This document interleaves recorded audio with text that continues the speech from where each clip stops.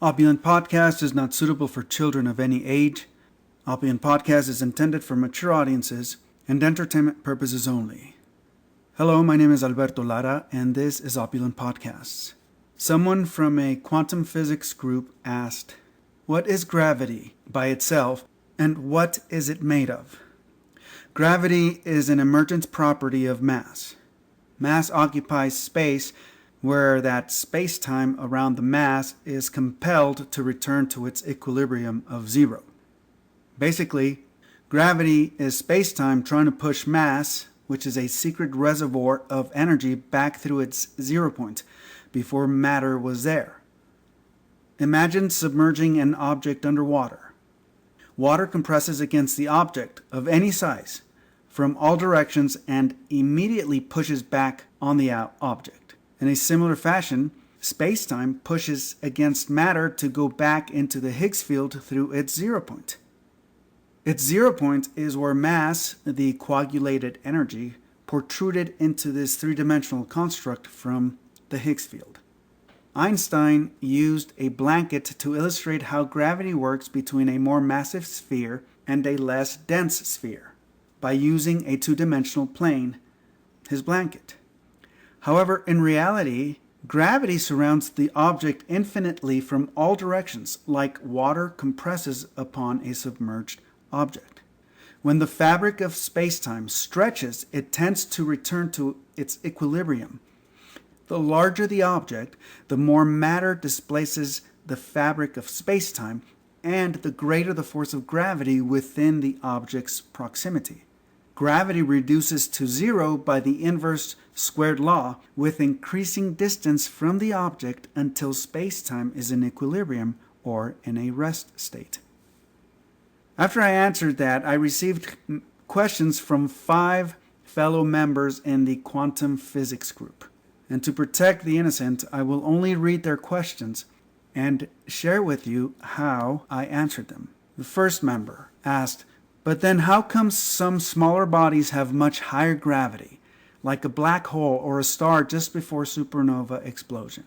And I answered, Member 1, a black hole is when the fabric of space is stretched so much that it rips the fabric of space-time, creating a loss of vacuum pressure similar to an airplane's window breaking while flying at 30,000 feet. And Member 1 continues, "If the fabric rips, then light must escape. What would ripping be evident as? What manifests in its place? Wouldn't wormholes happen around a black hole, and vacuum to where?" And I answer Member 1, "Light does not have mass, but it has momentum, and once it crosses the event horizon, it will continue undisturbed into singularity, to the non-locality realm, where the laws of physics and time do not exist. The non-locality realm is not understood by anything in locality. Not a human eye can see it, nor a physical apparatus can measure the non-locality realm. Beyond this requires an open mind, because only the mind is infinite. It is not subject to time, but time is subject to mind." A second member says, "High-density mass versus low-density mass. How do we explain space-time distortion for the same volume of mass with different densities? What I'm interested in is that how does the gravity theory of space-time distortion due to a body mass explain the distortion due to two identical sized bodies of different densities?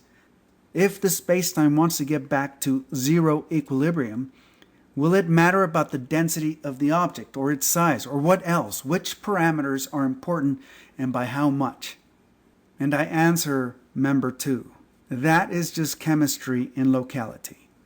The different densities are subject to how many atoms are packed within one unit volume of space-time. Why does a brick-sized piece of lead weigh more than a brick-sized piece of lumber? That is explained by chemistry. The way atoms are packed into a confined volume in space. The brick-sized piece of lead has a lot more atoms packed together than a brick-sized piece of wood. That's why lead is better at stopping ionizing radiation instead of wood." And a third member asked, But what is that force of gravity made of? And I answer, from stress on the fabric itself. Remember Newton's laws. And a fourth member asked, what is space-time made out of? And I answer, member 4, different dimensions. And each dimension is orthogonal to all the others. And each dimension starts at 0. As humans exist in at least 10 dimensions, some would say 12. Regardless, the first and only singular dimension is 0. In our binary world of ones and zeros, the first count in any binary sequence is always 0. That teaching was difficult for me to grasp. A former friend of mine, who is a wonderful, intelligent, and profound teacher, she explained that to me. More perplexing is where that 0 dimension leads to. Therein is both the end and the beginning. The fourth member asked another question. Dimensions are abstractions, are they not?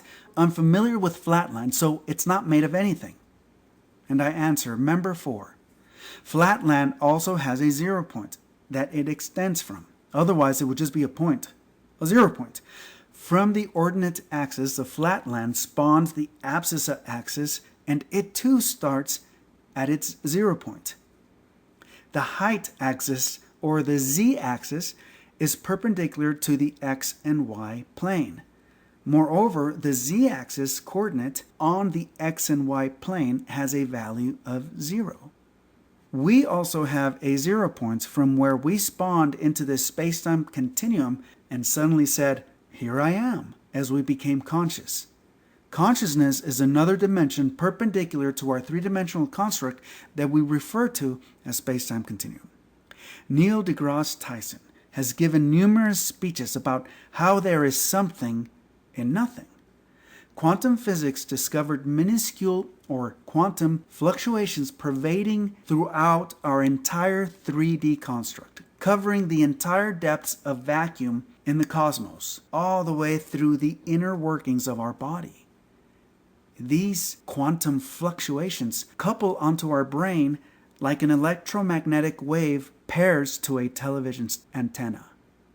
This invisible energy protrudes into our space-time continuum and creates everything from inanimate matter to life on Earth as we know it, from the nothing.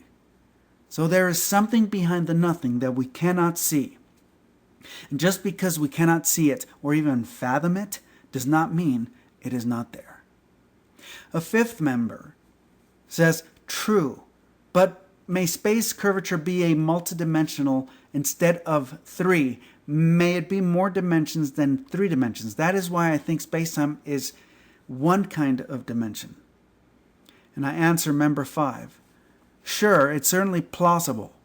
Humans live in at least 10 dimensions, but 0 is the first and singular dimension. And a sixth member mentioned, you said space-time is a fabric. If you are going to say things like this, then you have to qualify it as an imaginary fabric. Look up the term space-time and you will see that it is just a mathematical model. It is not a real fabric. There is no fabric out in space.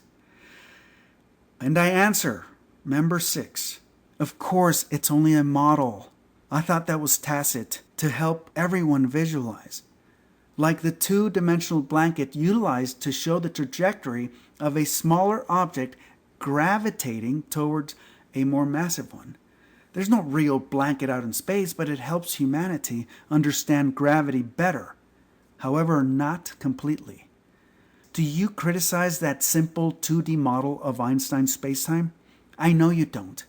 Then why not expand your imagination to a 3-dimensional visualization, which is more accurate, since spacetime is a 3D construct tied together with time, hence spacetime. And it can be thought of as a fabric in which the objects of the cosmos are embedded. Those objects, like stars, planets, and black holes, make spacetime curve in upon itself, just as an elastic fabric holding a ball would do.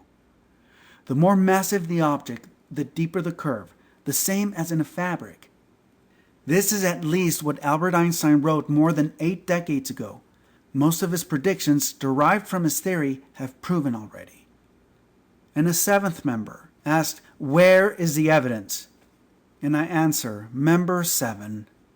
All the research, calculations, and findings have already been done by the masterminds of the previous century. Have you not explored the Bose-Einstein Condensate, or BEC?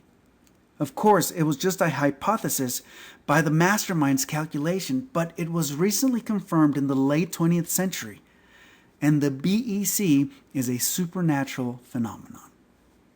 The Bose-Einstein Condensate, BEC, is a state of matter in which separate atoms or subatomic particles coalesce into a single quantum mechanical entity. The BEC is an etheric fluid flowing like a startling murmuration, swirling in and out of itself in the deepest parts of the quantum fields. Of the 5 states that matter can be in, the Bose-Einstein condensate is perhaps the most mysterious state of matter. Gases, liquids, solids, and plasmas were all studied for decades, if not centuries. Bose-Einstein condensates weren't created in the laboratory until the 1990s, but its calculations were derived by Satyendra Nath Bose and confirmed by Albert Einstein in the 1920s. Einstein thought Bose's paper was clever, that certain subatomic particles can collapse on top of each other until they are indistinguishable. Einstein added, if atoms get cold enough, they will condense into a new state of matter. A Bose-Einstein condensate is a group of atoms cooled to within a slither of absolute zero. When they reach the temperature, the atoms are hardly moving relative to each other. They have almost no free energy to do so. At that point, the atoms begin to clump together and enter the same energy states. They become identical from a physical point of view, and the whole group starts behaving as though it were a single atom. They can't be distinguished from one another. Unbelievably, the imagination is like the BEC. It is an amorphous proto-matter fluid. But unlike the BEC, the imagination morphs instantaneously into any shape and figure one conceives. The imagination is infinite. We can imagine any time, any size, proportion, magnitude, and direction. Our imagination can visualize something smaller than an atom, or it can expand to envision something larger than a galaxy. Whether you believe or not that gravity is an emergent property of mass, it does not matter. Mass is what gravitates matter.